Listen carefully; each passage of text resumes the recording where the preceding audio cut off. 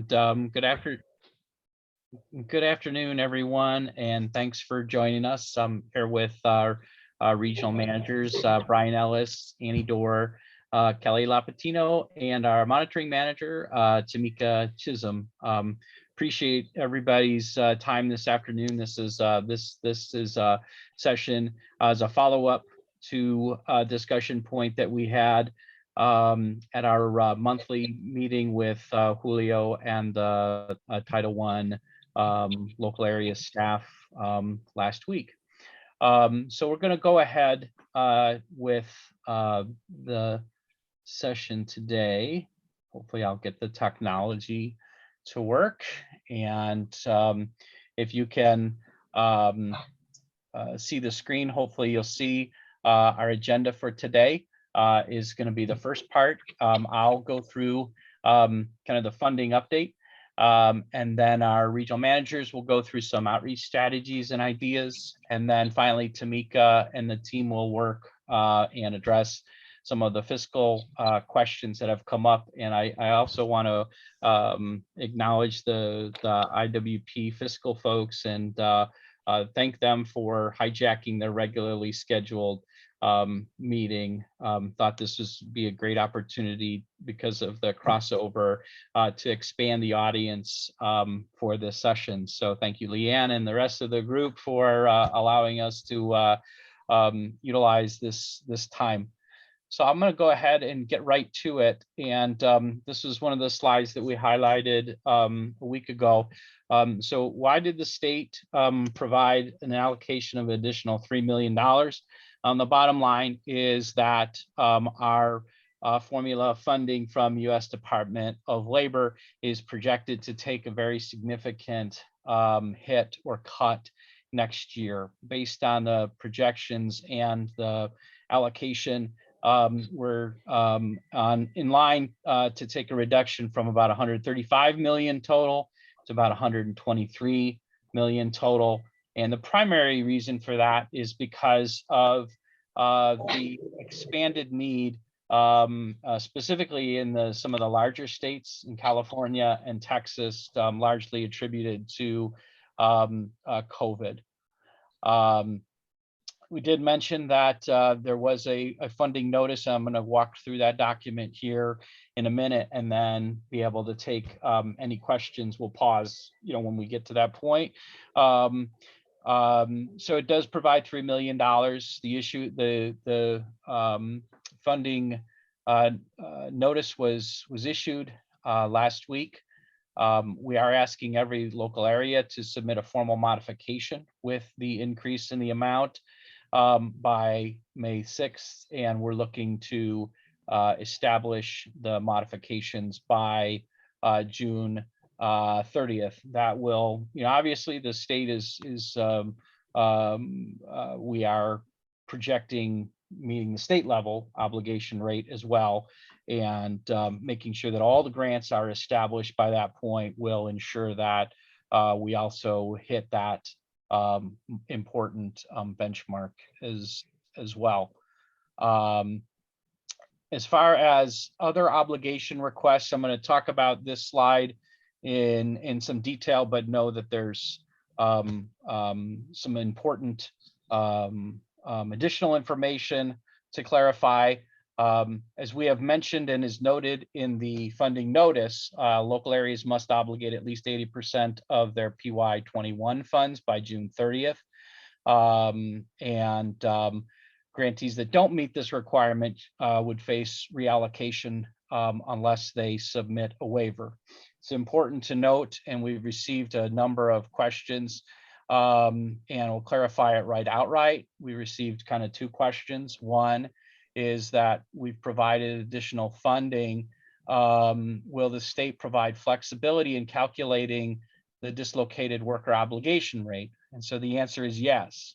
In calculating the obligation rate for program year 2021, for the dislocated worker funding stream, the state will not include the additional dislocated worker funds listed in 20.07 change 1 in calculating the obligation rate for the 2021 funds. Okay, so that essentially means that The funds, these new funds that are included are disregarded as it relates to the dislocated worker obligation calculation, but all other obligation requirements will remain in effect. Understanding that these are still extraordinary times, if your area does need some additional flexibility, the State Workforce Board has approved the ability for DCEO to accept obligation waivers for areas that can't hit their 80% in either their adult, dislocated worker, or youth funding stream. Again, with that important asterisk on the dislocated worker that we're discounting this additional funds. So when we say, what are the additional funds? Those are located or they're included in the notice. And I want to just flip to the notice and go kind of section by section very quickly. I think it is fairly straightforward. Kind of outline the purpose of the notice and the rationale for the increase in funds. It does outline that ability to submit obligation waiver, and then goes through the specifics of if you are going through that waiver request, that you would need to provide the information listed here, and you can send that to me and to Julio Rodriguez. As far as the modification, just follow regular modification process that is listed here. And again, we ask you to complete that process by May 6th. We would point out transfer authority remains in place, so you are able to transfer 100% of the adult and dislocated worker funds back and forth as needed. And again, just another part of our rationale for extending these additional funds at this time. I need to stop sharing real quick because, all right, let me just go back now. And okay, and here is, hopefully you're seeing a spreadsheet document highlighted in yellow, is that right? Okay, yes. Great, thanks Annie. So this kind of outlines the bottom line. So for many areas, you can see, the impact, goes from, around $40,000 all the way up to almost $1.3 million. So that's, how $3 million gets allocated based on the formula and the population and unemployment and other data factors throughout the state. With that, I want to take a pause and see if anyone has any specific questions on the PY 21 funds and the additional funds that are being provided.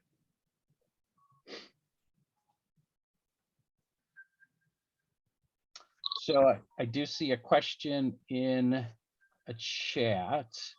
If the LWIs decide to transfer the additional DW funds to the adult stream in those funds, are then, so with that additional funds, so for LWIA 17, so let's say that you guys are at additional 46,000, would we disregard that 46,000 in calculating that? Yes, we would.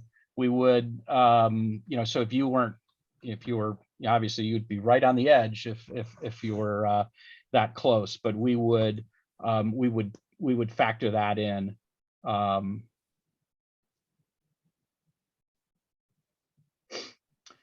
High level.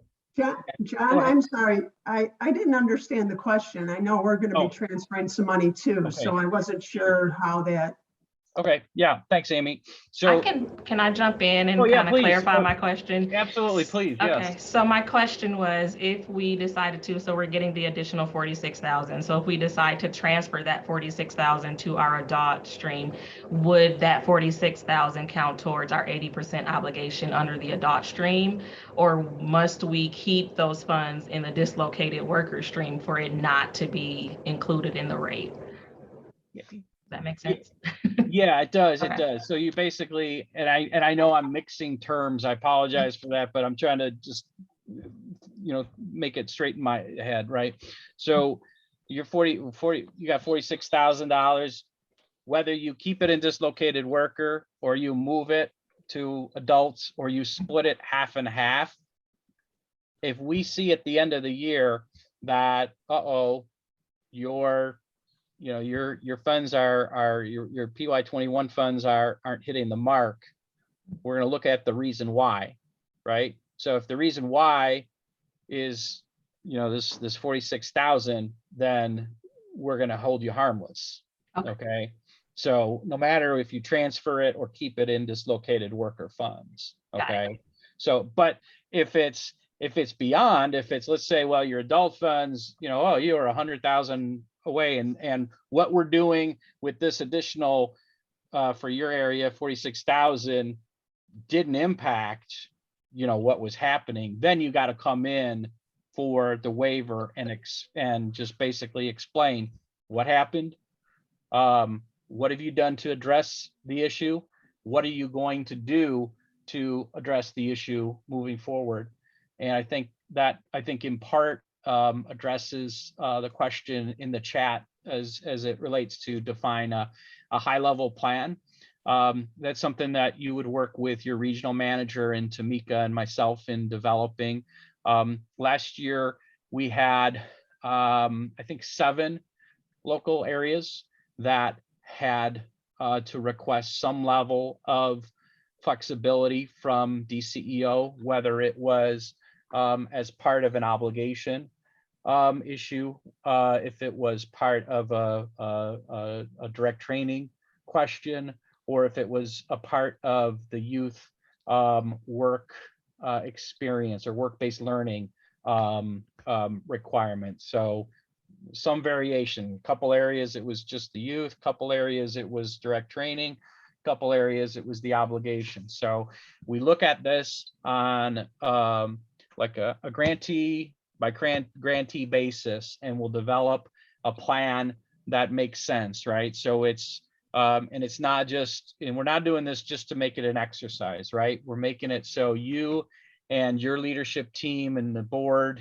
and everybody's on the same page to understand, look, these are extraordinary times, and we're stating what the problem is, what has been done thus far, and what are we doing moving forward to address it, along with a 10,000 foot high level timeline of what are our strategies, who's responsible for it, and when is it going to get done, right? So it's more of a action plan, not intended to be just a compliance exercise.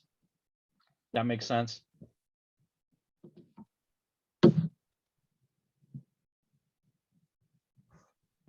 Okay. Any other questions at this point on the additional 3 million?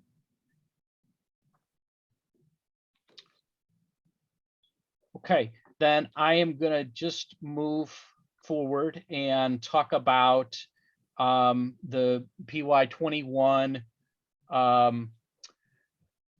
1E or emergency rapid response funds. This is our annual updated notice. We've followed this approach for the last couple of years, especially around COVID.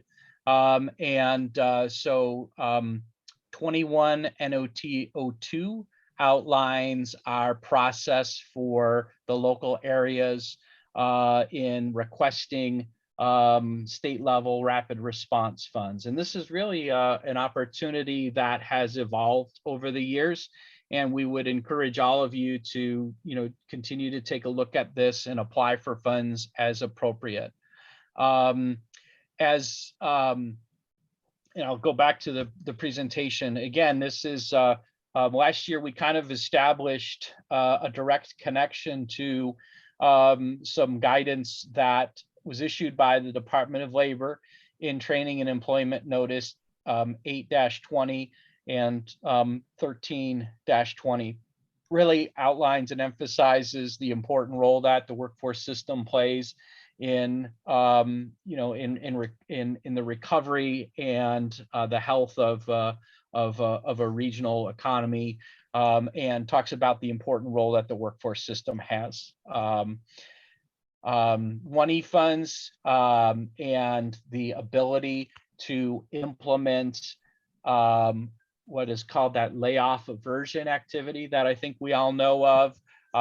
There is a very broad definition and interpretation of allowable activities at the federal and certainly at the state level. We just highlight what's stated here, that rapid response providers, including all of you, can divide additional strategies, connect and conduct activities to minimize the negative impact on dislocated workers, on businesses and communities, to help ensure that we minimize layoffs and also to improve the general strength of industry and industry sectors.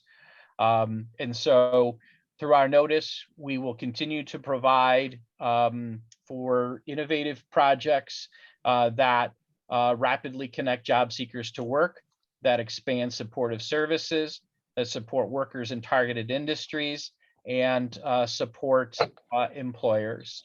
The nuts and bolts of this can be found on our Illinois WorkNet e-policy guide, and you can pull down the notice as well as the very short application form that I'm going to show you in a minute. Any local area that is requesting 1E funds, should submit their application to that same ceo.oet grants address. We're asking if you are looking for projects, if you're developing a project in your local area or in your region, and you want it to start ASAP, we're asking you to submit that by May 14th if you want to ensure that it gets reviewed in time for the June 30th state of Illinois fiscal year processing deadline. Let's see. The content is again very straightforward. It's essentially the same application as last year, providing us the key information of employers and those that would be served, number of businesses served, profile of the businesses that you're working with and the industries you're working with, narrative of the planned activities, the amount of funds requested, and commitment of the employer to adhere, and your other partners for that matter, to adhere to any of the certifications. The applications will be reviewed by the OET regional managers, and we'll look at the regional and local need. We'll certainly look at, kind of availability of funds. We'll look at the geographic distribution of awards, and then the overall impact of the project as outlined in this slide. Program, again, these are WIOA funds. These are WIOA statewide funds, so it has to meet all of the allowability. And we'll work with you if you have questions regarding if certain activities fall within the realm of what might be allowable. As it relates to this notice, we'd recommend that you take a look at the take a look at the notice, take a look at the your local and regional plans that you're going through the process of finalizing and posting and submitting now. And if within those plans you identify some strategies that you need some additional support or that fall outside of your normal operations, definitely consider these funds because they're available now. And then I'm gonna now quickly just move to, hang on a second, if we let me do it. Nope. Hang on one second. Okay. All right. So I want to, I move very quickly again, because a lot of this information is similar to last year's around the strategies, you know, what could be considered as allowable under this opportunity. I want to just, again, just show you the short application, right? So very similar. You know, what are your bottom line project outcomes? What's the high level budget here? And then what is your narrative and your action plan, and what category or categories are you going to submit funding for? And then a brief budget. Certainly if you want to include, you know, if there's specific projects, you can talk about the, you know, what are the layoff aversion factors that the project will be related to.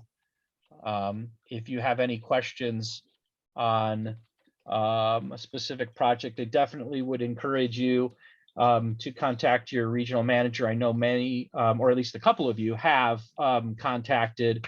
I know we've got one area that I think the words are moving through the system now, and another that may be on deck. So appreciate that interest. And if there's others, I know the team is really interested in hearing from you. I'll pause there and see if there's any questions on the 1E funding notice.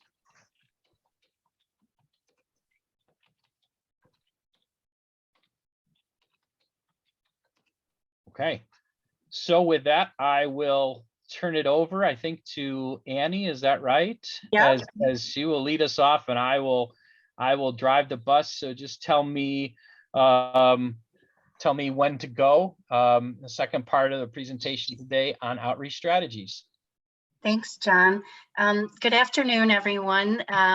So yeah, as John mentioned, we're going to kind of pivot to the second part of our presentation today. And the regional managers are going to kind of tag team in this second part to talk a little bit about outreach strategies. But I wanted to share a little background information with you kind of as we, you know, get started. So one of the things, you know, given all the information that John just shared related to funding opportunities, I know that a number of you have talked with your regional managers about some of the challenges in your local areas in terms of engagement with WIOA participants, particularly dislocated workers. And John, if you want to show the service levels slide next. This is, and you probably have seen this slide, or some of you have seen this slide before, but it basically depicts our current program year service levels for Title I. You see the number of participants, both planned and actual, for the three funding streams: adult, dislocated worker, and youth. And as you can plainly see, there are some major challenges in meeting plan numbers for this year. These numbers are, you know, current as of last week. One of the major challenges in that gap between the plan and the actual is it represents the number of new participants that are needed to meet those planned numbers. I probably don't need to tell anyone or remind anyone on this call what some of the challenges are in meeting those numbers, everything from, you know, COVID to low unemployment to, you know, less referrals from partners. I know some of you are dealing with appointment only or services, et cetera. And one of the things that we have attempted to do, and kind of as we talked about on our Monday morning call a week or so ago, is to, recognizing all of those challenges are out there, where do we go from here, and what are some of the strategies that we can put in place? And that's kind of what we wanted to address today. So the OAT managers gathered a couple of weeks ago to kind of brainstorm some outreach strategies and ideas, particularly as it relates to dislocated workers. Among our group, we then reached out to folks at DOL Region 5, some of our WIOA partners, other state agencies that may not be a direct WIOA partner or a core partner. We've reached out to some of you and have asked your ideas. And what we wanted to do today was to present some of the ideas that have come our way, recognizing that some of you may already be employing some of these strategies. Some of you may have submitted some of these, but really wanted to give you some food for thought as you move forward, not only over the next, couple of months, 3-4 months, as we finish up program year 2021, but beyond that, over the next 12 to 15 months. And, what can you do to anticipate, given this kind of hybrid world we're living in? And then also, finally, I guess, with the idea in mind that as you begin to maybe implement or review strategies that you have in place, that you're looking to see what works, maybe what doesn't, what can be tweaked, what can you incorporate as you look toward your development of your local and regional plans for 2024. And so I know that's a lot. I'm going to stop there. That's kind of the background information on how we got here. And now I'm going to turn it over to Kelly Lapetino to kind of walk through the outreach strategies. Thanks, Annie. So good afternoon, everybody. Certainly the pandemic has accelerated the use of technology in promoting and providing services. As Annie mentioned, that coupled with low unemployment rates, proactive outreach for participant recruitment is important more than ever. We know that workforce needs continue to change, and we continue to move to adapt to those changes. One important first step that we would recommend is to really take an inventory and assess current outreach efforts.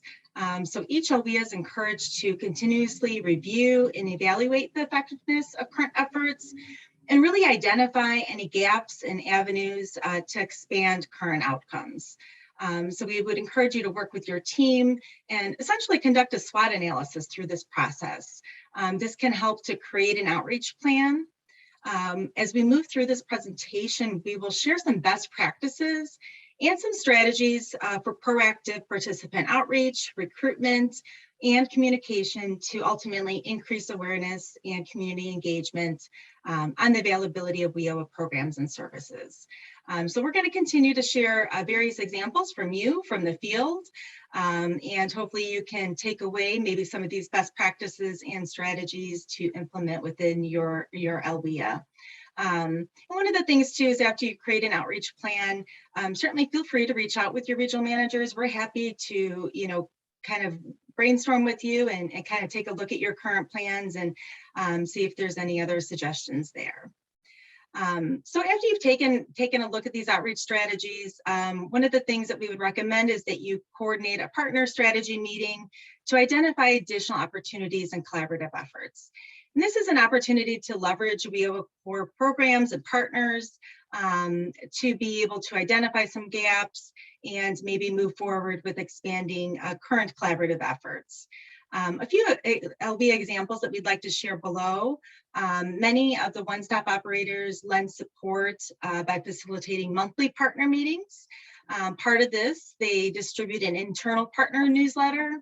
And so this newsletter kind of helps to share between interagency updates and communication to cross-promote services. So again, it's kind of an internal e-newsletter. Often it's facilitated through constant contact. And again, it kind of keeps each partner abreast of current efforts and an opportunity to cross-promote current initiatives. And again, keeping meeting minutes too, along with the newsletter for internal partners, core partners can help. Another strategy is to coordinate with IDS Regional Business Services staff. You can send email blasts to UI claimants and Illinois Job Link registrants. So this can certainly help to drive interest to the local workforce center or really increase participation in targeted events. So if you have a specific event that you're hosting, you can work with your local IDS rep. They can target communication based on zip code and region to, again, really have intentional outreach email blasts. Another opportunity is to collaborate with IDS for targeted postcard mailings to participants and UI profiles. So one LWIA recently did partner to send this postcard mailing out. And then they also worked with their other partners to co-brand some of this collateral. So it was an opportunity to kind of cross-promote programs and services, but ultimately allowed for shared cost in the distribution. So it was a great strategy to not only cross-promote, but to share in the investment and the cost of promoting services. The LWIA also partnered with their local community college admissions department to create a flyer for distribution, and that promoted the American Job Center with really targeted efforts for employment and training and high demand jobs and available scholarships. Another strategy is to, sorry, John, if you want to go back, I'm still on, yeah. So one other thing to touch base on here in terms of working with community colleges is to really work with the student service departments. So one of the LWIAs worked collaboratively with the student service departments. This could be the financial aid departments, counseling departments, academic advising or CTE faculty.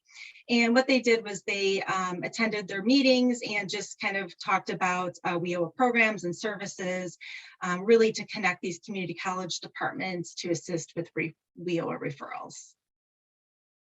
Thanks, John. Next slide. So this really slide here talks about expanding outreach strategies to targeted populations and partners that are really outlined in your LWIA's regional or local plan, but also increasing outreach coordination and special workforce events. So there's a variety of different opportunities to consider here. It could be setting up temporary access points in coordination with community college or just community-based organizations and workforce partners. You can certainly consider partnering or even expanding your current partnerships with some of the organizations that are listed here to promote services. A few things that we wanted to highlight here from strategies that LWIAs have implemented is really participating in community events.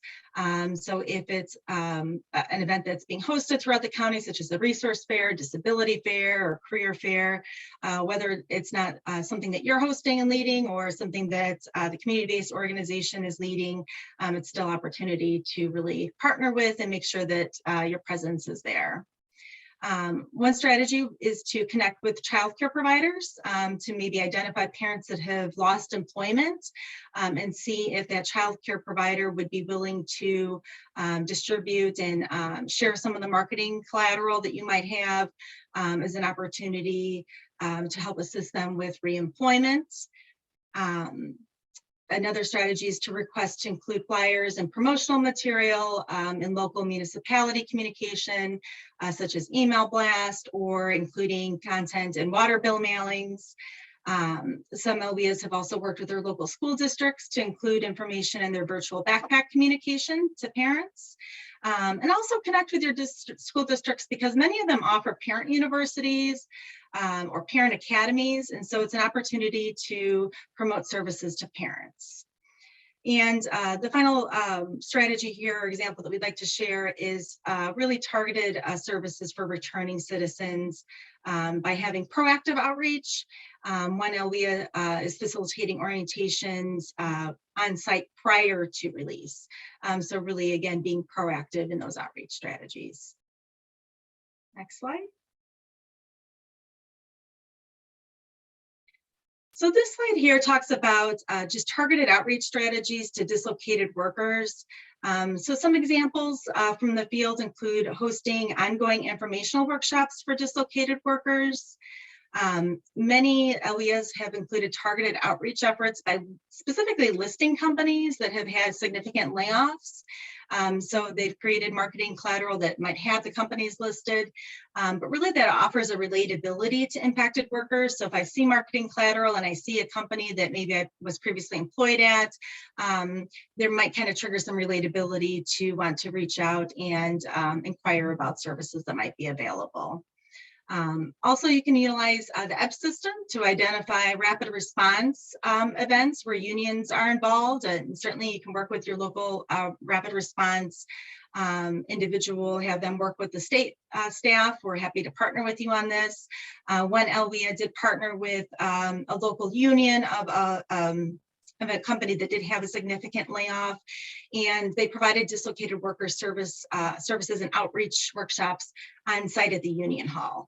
And so it was well attended because the union helped to promote the workshop and the event, and also, you know, helped to kind of encourage other union members to come in and hear about opportunities for others that they might, you know, have interest in the services as well. Next slide, please.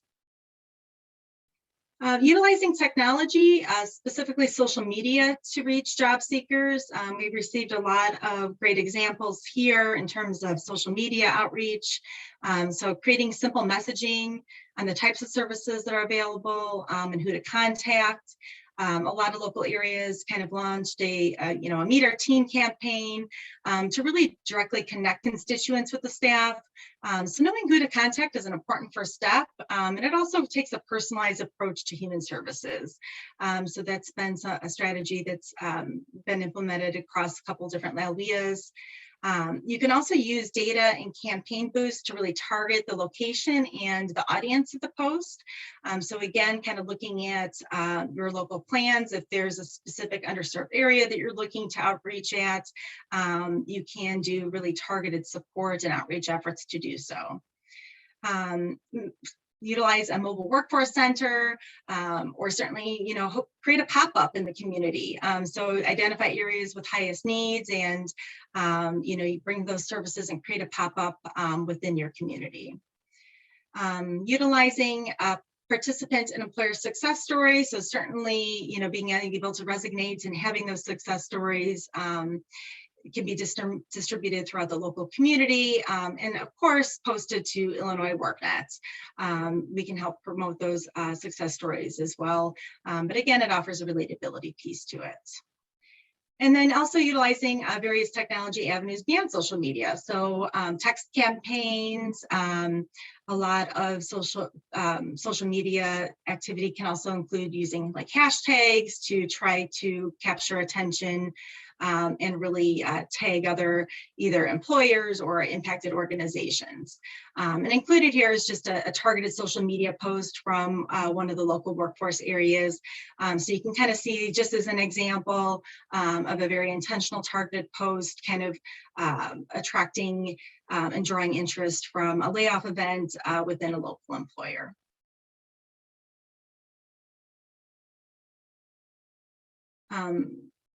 We would encourage you to leverage the virtual job fairs. We still see high attendance and participation in the VJFs, and also to incorporate post-event follow-up to attendees. So an opportunity here would be to participate with employer booths within the LWIA. So as there's a virtual job fair event, one of the opportunities could be that you work with an employer, and at the beginning of the virtual job fair, just include a brief overview of the workforce area, or following, at the end of the virtual job fair, you can include kind of a post-event follow-up. The nice thing about this opportunity is that you're also promoting services. So if an individual's actively seeking employment, they may need assistance with a resume. It's kind of a win-win. I'm sure that the employer would appreciate having a resume come through and an applicant come through that has had some resume assistance through the local workforce areas. So that's certainly an avenue that you can kind of tap into that's existing. And then also on the employer booth pages, there's a link section there for each of the employer booths. So again, working with your employer partner to see if you can include some of your local workforce area information in that link section as a valuable resource to virtual job fair attendees. And then, of course, assisting with promoting the virtual job fairs, within your areas. One of the things that we're going to start implementing is that part of the post-event follow-up for virtual job fairs is that the Illinois WorkNet team provides participant registration information to employers. So currently this includes the name and email and phone number of attendees.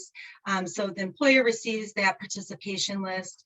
One of the things that we will implement moving forward as a standard practice is that the Illinois WorkNet team also include the local workforce staff. So whoever is your current designated contact for Illinois WorkNet virtual job fair events, they're going to start receiving that information and be CC'd on that communication. So again, if individuals are actively seeking employment, this could be a good referral source to follow up with and provide services.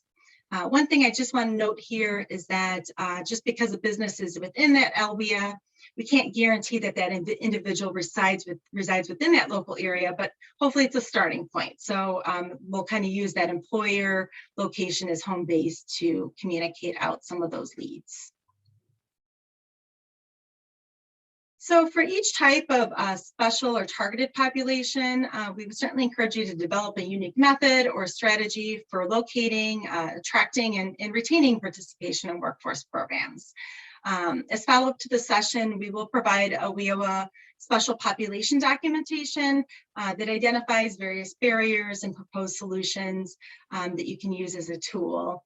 And some examples here would be to utilize 1E funding to support special initiatives.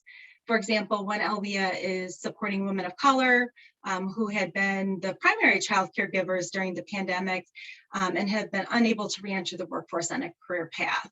And part of this 1E funding is also to include additional wraparound services available to support the target audience. Targeted population outreach with communication that's responsive to the demographics and maybe the unemployed or low income workers within your region is a helpful strategy that many LWIAs currently implement. And then again, establish detailed referral agreements and referral processes with additional partners. So public agencies or shelters, youth organizations, justice officials. One LWIA created a navigator position targeted specifically to support homeless population through WIOA services. So being very intentional with those outreach efforts for those targeted populations. Increased recruitment activities and intake of participants with characteristics barriers, and then really utilizing comprehensive needs-based assessments. So, expanding some of those assessments that you're currently using can help support a culture of extensive record keeping of participant barriers, but also to increase tracking and accountability and making sure that all of those needs are identified in case management system. And I think that concludes some of the outreach strategies. Again, maybe you're currently doing these. Maybe there's a tidbit of little things that you might take away with, but we're hoping that hopefully there's a takeaway opportunity here. I'm going to pass it over to Bryan, and he's going to talk a little bit more about supportive services and other strategies. All right, thanks, Kelly. Good afternoon, everyone. So just to build on what Kelly has covered, I just want to talk a little bit about supportive services. So in addition to those targeted outreach strategies for serving those specific populations, there's also some ways to increase your service levels. And one way is through expanding supportive services. Everyone knows that supportive services, those are things that are paid to or on behalf of participant enrolled in training. And sometimes in the 12-month follow-up period after they're placed in unsubsidized employment. They can include things like transportation, childcare, tutoring, mentoring, and sometimes needs-related payments. Just an important note, follow-up supportive services are not allowable if the adult or dislocated worker participant has been exited and or is not receiving any career or training services. Supportive services are counted towards meeting that minimum training expenditure requirement. So we had some recommendations from the field, just kind of looking through the slide here. We recommend that you take a look at, review, and revise your case management and supportive service policies. Some of those disadvantaged and vulnerable populations may need additional supportive services, including multiple service strategies, referrals to community service providers, and things like that. Some examples from some of the LWIAs include expanding supportive services through contracting access to mental health and counseling sessions, providing a comprehensive palette of services to remove barriers for individuals that face barriers that individuals face to entering and thriving in the labor market, providing participants with tablets and partial reimbursement from internet access to facilitate their access to training or remote connection to the AJCs, and also increasing transportation assistance amounts to align with the current market. And everyone that has seen is how high the gas prices are right now. It might make sense to take a look at that local policy and adjust those transportation rates. We can allow flexibility through that. Those increases don't have to be permanent. Just allow some flexibility in the local policy. Next slide, please. Okay, I'm going to switch gears just a little bit and talk about service delivery. So because of the pandemic and its impact on our AJC operations, service delivery strategies and methods have had to significantly evolve since March of 2020. Currently, as you've seen, the number of COVID cases continues to decline, and Illinois remains in phase 5 of the Restore Illinois reopening plan. More AJCs are beginning to consider expansion of their in-person services. However, based on the lessons learned during the pandemic, we still expect that virtual services will remain a major component of the workforce system service delivery model moving forward. So to that end, the workforce system should continue to offer remote case management options to increase efficiencies and provide more options for job seekers and employers. The workforce system should upgrade the technology of case managers and other team members that provide on-demand services. And the workforce system should implement strategies to track the services that are provided to all job seekers and employers so they get the credit for all the work that's being done. Next slide, please. So one more thing I want to mention before we wrap up this section of the webinar is some direct training strategies. So we all know that businesses are vital to the success of the public workforce system as customers, partners, and leaders of the workforce system.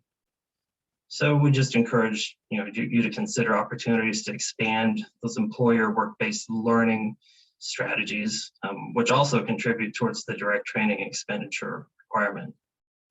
Potential strategies can include things like supporting industry sector partnerships to sponsor incumbent work training among multiple employers, evaluating your current ITA customers for referral to OJT for employment and training opportunities at local employers, and even convening industry leaders and in key sectors to identify immediate workforce needs and implementation of collaborative solutions around recruitment and training.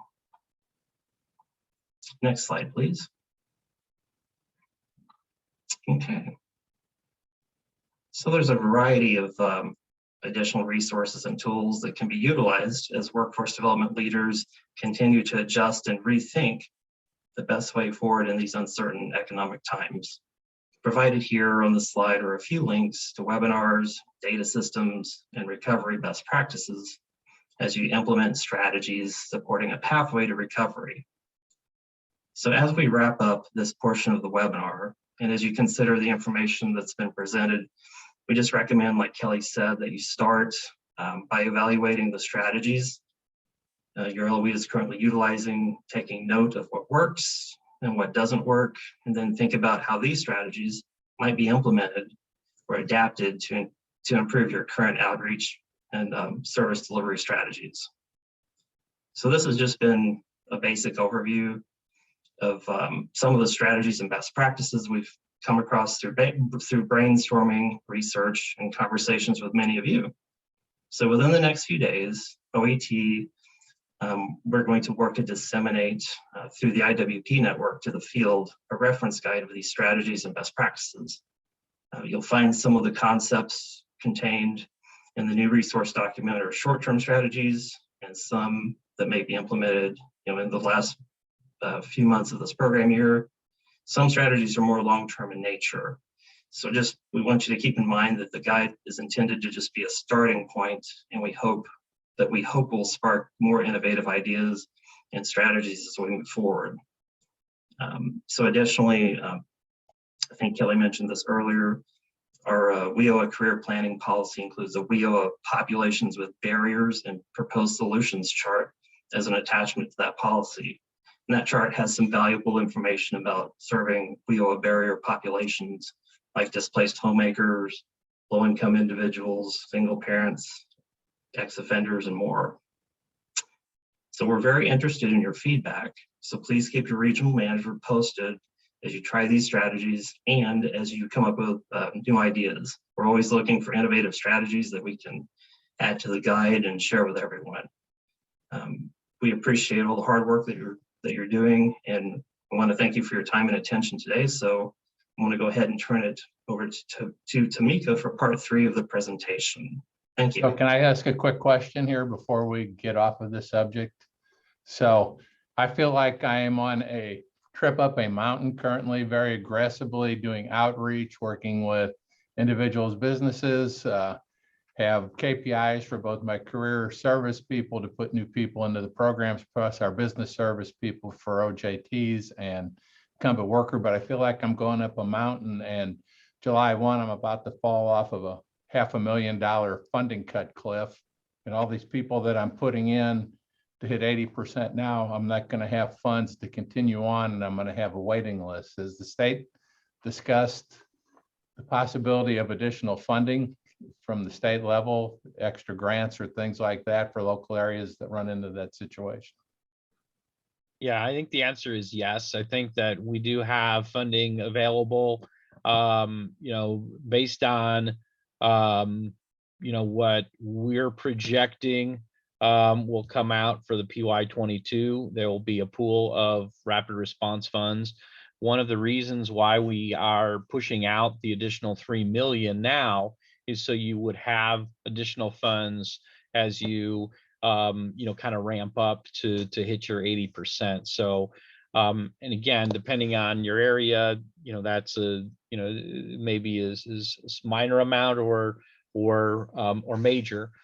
We definitely recognize that this is I think many who have been in the system a while have seen this before, right? It's the ebbs and flows, and it's the how can we balance it out and get it right? So we definitely recognize that as as an area of concern, and we are at the state level looking at not only the WIOA formula funds, but also statewide rapid response, national emergency grant program, some of the new energy programs, and other associated workforce programs to definitely keep you all in the system in the loop on, because WIOA isn't just the one answer. There may be leveraging other resources and activities, but we definitely recognize this is a major challenge that you have. And Tony, I think you hit the nail on the head as you pointed, like we're gonna ramp up this massive demand, and then we're gonna sit there with waiting lists, and that's where my response is: you come in for 1E. As soon as you start having a waiting list, you come in and just have that discussion with the regional manager, so we can avoid those waiting lists, because that's what you don't want to hear is, oh well, yeah, we went in, but I'm sitting here for months on end and can't get service, so I'm going elsewhere. So definitely recognize that challenge.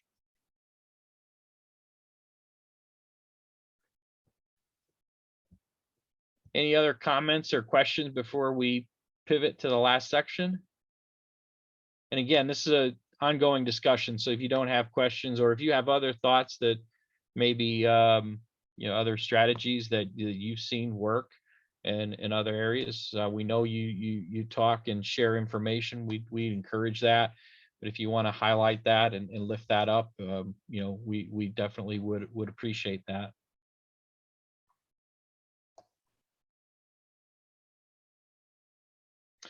So actually, JTAD funds, stay tuned. You'll be hearing more information very, very soon. Very soon. I'll just leave it as a cliffhanger. Okay. Any other thoughts on part 2? All right, Tamika, I'll flip over if you want me to keep rolling with the slides. Sure, that'd be perfect. Thanks, John. All right. So as part of this presentation, I still wanted to keep on our agenda every quarter, myself and the IWP fiscal group meet quarterly and discuss various questions that are submitted to the department. So I want to keep that portion on the agenda as well. So we're just going to utilize this time to address these questions and then having open discussion, open dialogue, and it's a great platform. I have John and the regional managers here as well to provide support on the questions. So I'm just going to start with question number 1.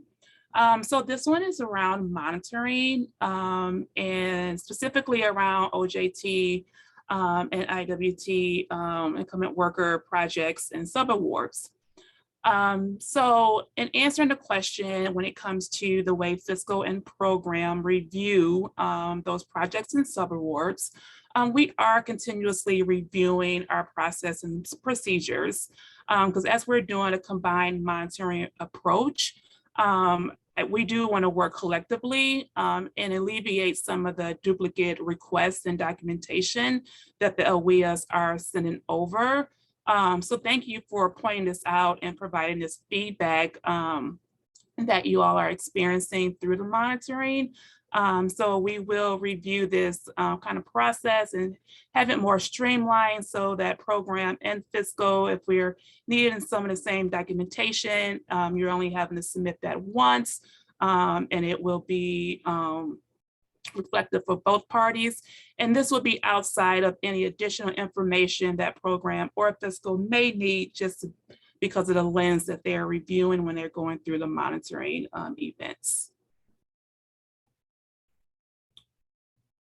Any additional questions on that question?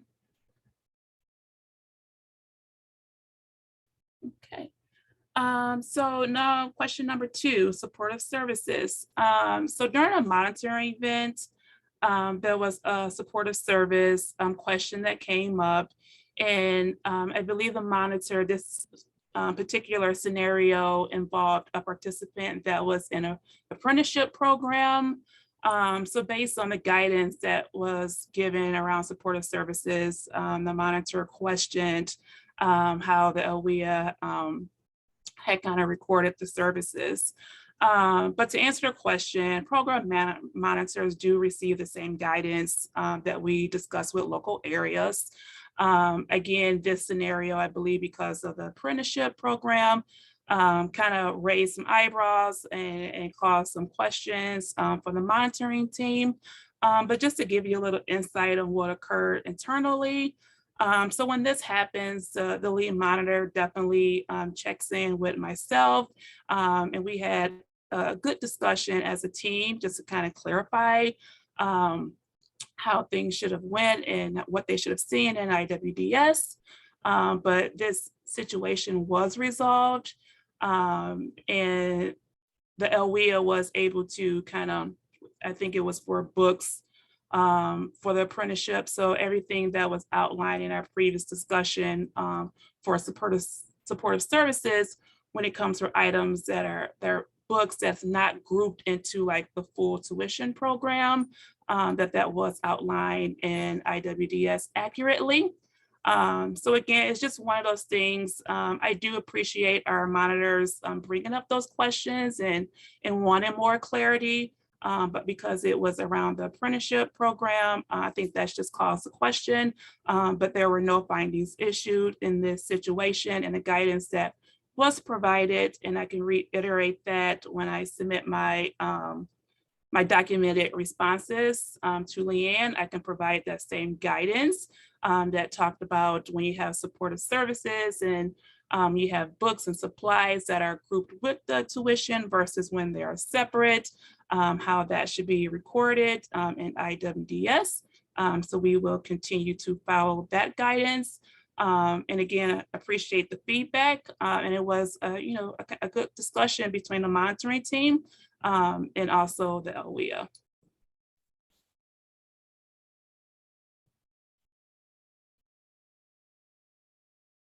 So our next question is around communication. And this is a continuous focal point that we've discussed with the IWP fiscal group, along internally with our monitoring team. So we do continue to put emphasis on communication when going through your monitoring events during our entrance conference. As the lead monitor, you should dictate who's the point of contact for program and fiscal, and also provide options on how often as a local area you like to be updated throughout the event. So typically we offer, every day, every other day, once a week, how you like to be updated, how the event is going. And again, that's outside of any request for additional information that's needed throughout the review. But we are still working on ensuring that that is followed. But I do feel that you'll see that communication more and more as we're going through the rest of the monitoring schedule. And as fiscal staff, they usually contact the fiscal director or manager. I think if the director wants to be copied on those communications to see that that communication is flowing, that's one of the things that we can do. But again, appreciate that feedback and comments as we continue to kind of ramp up our communication and ensure that we're documenting how the WIOA would like to be communicated throughout the event when we conduct those entrance conferences. Next slide, please. So the monitoring, a copy of the monitoring tool, yes, as stated in announcement letters, LWIOs can request a copy of the monitoring tool. We have distributed quite a few events so far this program year. So if you would like a copy of the monitoring tool, please reach out to me and we would definitely submit a copy over to you. Number 5 is another discussion that we've had continuously, and I've also sent feedback over to John Barr as well, just about drawing down cash And we do understand the challenge that the process may cause, especially when you're trying to manage your cash flow. Unfortunately, we can't adjust the 3-day limit because that is a federal regulation, but the department does provide flexibility where allowed. So like the beginning of the program year, July, August, maybe September, and then also going into December, January, there may be instances that I know at the beginning of the program year, you need to draw down more funds just because of that switchover. And then also due to the holidays, those additional days and closures and things like that, ensuring that you have enough cash on hand to continue to pay the bills. So the department is working to kind of approve those cash draws.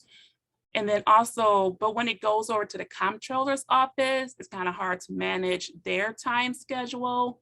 So I do know that can cause some hindrance, but do know that we are looking at ways that we could provide some flexibility and do approve those, I believe within a 7 to 10 business day, but also trying to manage how the comptroller kind of disperses those funds can be challenging. But John, I didn't know if you wanted to add anything else to this question. Thanks, Tamika. Yeah, I would add, and I would just point out, and I appreciate everybody's patience, as Tamika mentioned, and apologize for the previous delays. I know that this amount of stress that it causes.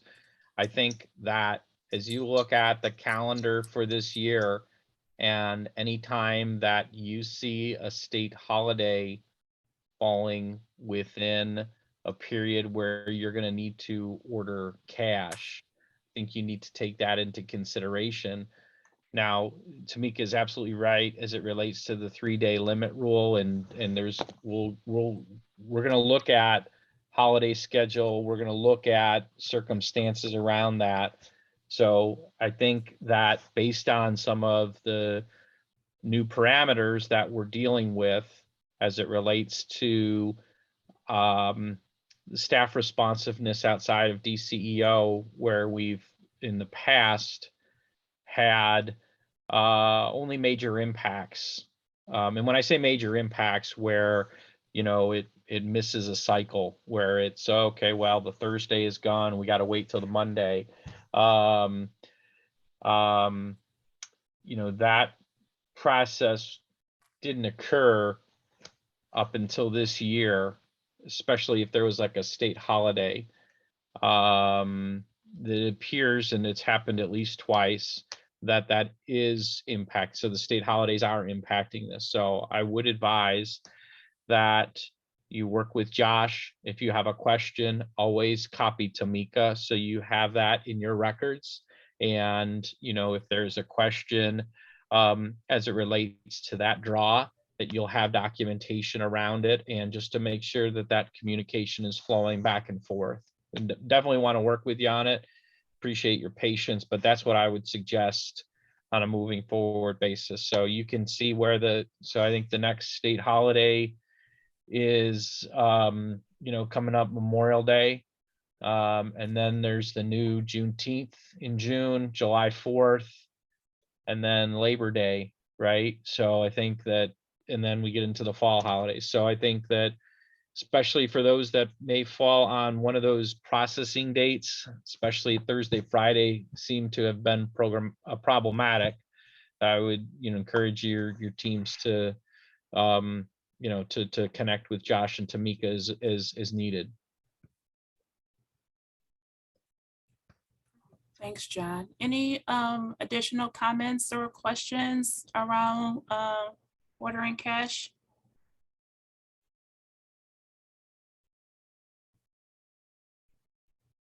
All right, so our last question is another question around supportive services.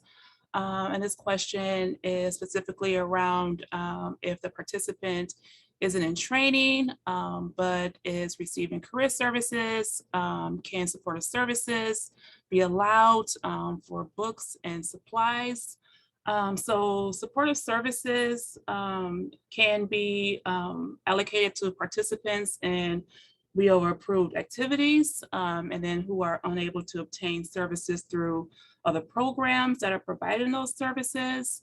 I would also reiterate CFR 680.900 that also kind of references the allowability of supportive services. So yes, those supportive services can, those books and supplies, if the participant is in career services, that is allowable.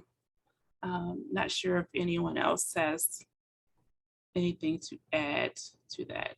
Oh, I have a question.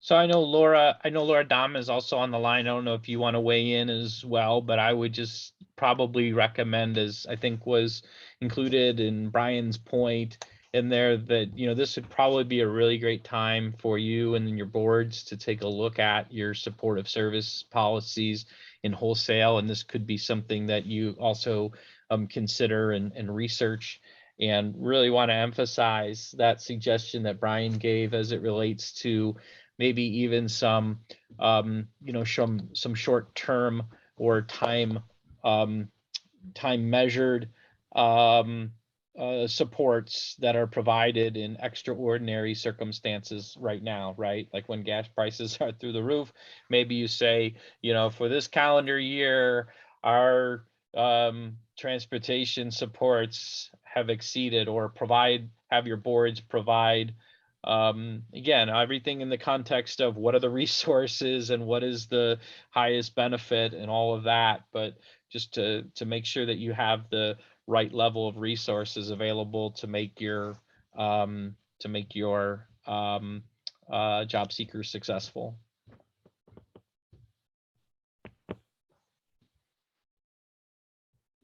And I have nothing else to add to that. Okay, thanks, Laura. Thanks, Laura. Laura, would you also be able to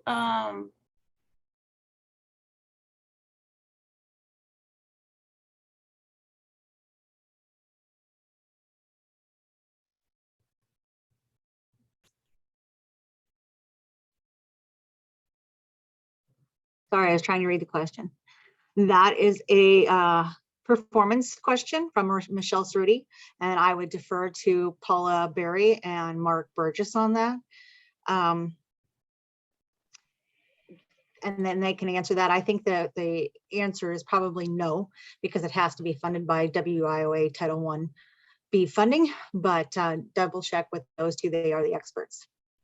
Okay, thank you. So Michelle, we will follow up with an answer to this question. I'll send you an email.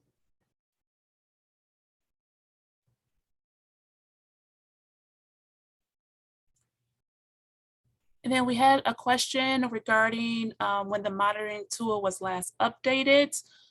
We have updated the monitoring tool over the past years, just some minor updates, probably more likely in PY22, PY23 is where we might see more updates to come. But there have been just small updates that have occurred over, I would say, the past 2 to 3 years. So based on the last time that you received a copy, there may be some updated question and information in that tool. So I can check to see if we can place it somewhere, if there's a spot for it in e-policy.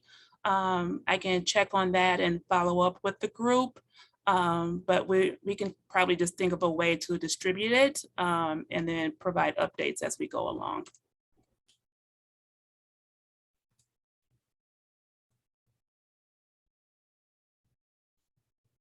And then, yes, Courtney, so the question that Michelle asked in the group chat, I'll add that to the list of Q&As that I'll send over to Leanne to report to the fiscal group. So we'll report everything in one document.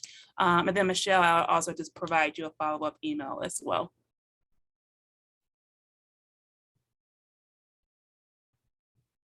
All right, any other additional questions or comments or anything before we wrap up?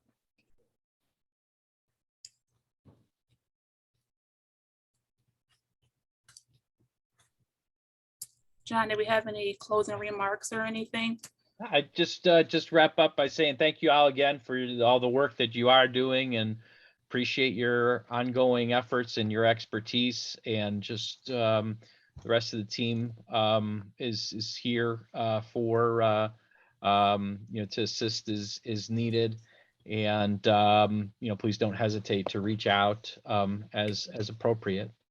So with that, I think we'll go ahead and we'll give one more chance. Any final question that may have come to mind? If not, we're always available for follow-ups. Going once, going twice. All right. Thank you all again, and have a great afternoon. We'll be talking with you soon. Bye-bye.